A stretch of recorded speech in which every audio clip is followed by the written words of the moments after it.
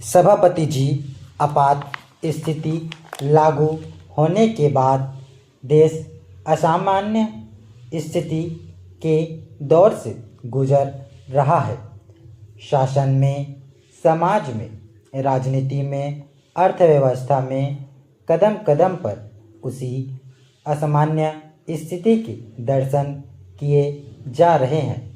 मेरा अपना अनुमान ऐसा था कि इस विकट स्थिति में शायद बजट भी कुछ असामान्य ही ना हो, विशेष कर तब जब कि लोकसभा का जीवन एक वर्ष के लिए बढ़ाया गया।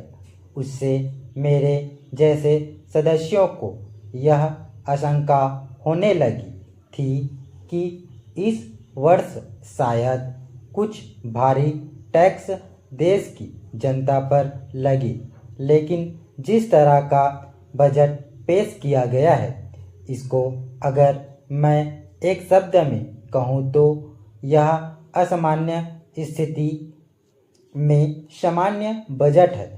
बहुत दिनों के बाद सरकार कुछ व्यवहारिक बनी है। कई सालों से इस बात की मांग थी कि सरकार देश में आर्थिक संतुलन बनाए रखने के लिए व्यवहारिक कदम उठाए।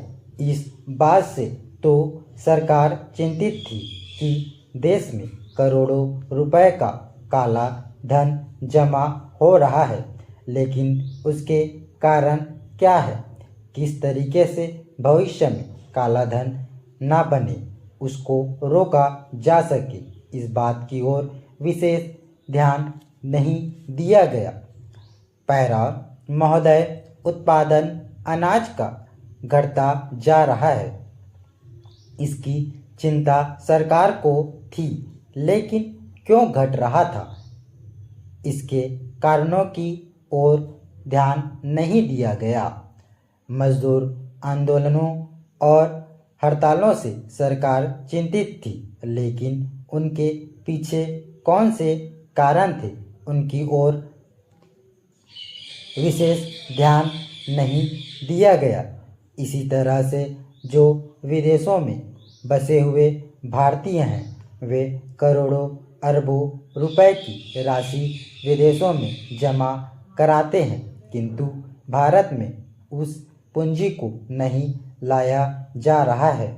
शायद पहली बार इस प्रकार का बजट आया है जिसमें इस बात की व्यवस्था की गई है कि काला धन केवल कर बाहर ही ना आए, बल्कि काले धन का भविष्य में निर्णय भी ना हो। इसके लिए शीघ्र कदम उठाए जाने चाहिए।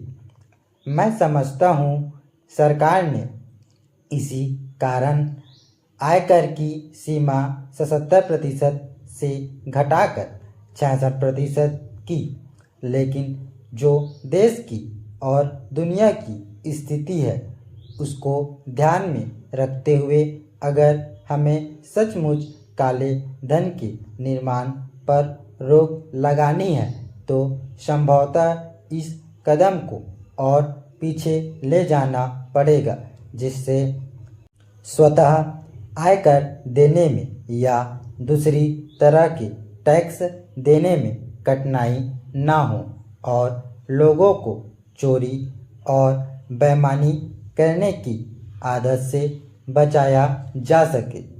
पैरा महोदय, उत्पादन में श्रमिकों की समझदारी के बारे में भी सोचा गया है और कुछ निर्णय भी लिए गए हैं ताकि उत्पादन में श्रमिकों को भी कुछ भाग मिल सके।